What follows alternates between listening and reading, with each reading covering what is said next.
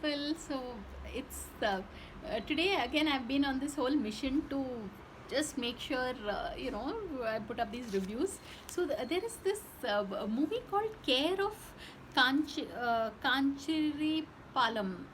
Yeah, I mean it's a Telugu movie, but like Anupama Chopra speaks about it on her channel, like on her Instagram page, saying this is one film she highly recommends.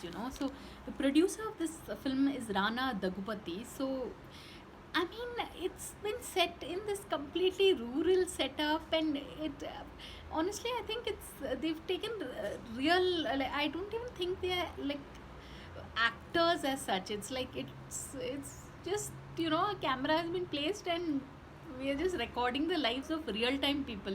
When you watch the Scare of Kantri Palam, you get that feeling. So really, people, if village life and all has its own allure. So if you're keen to peek into life in in this cute little village in somewhere in Andhra Pradesh, you'll have to watch Care of Kanchipalam.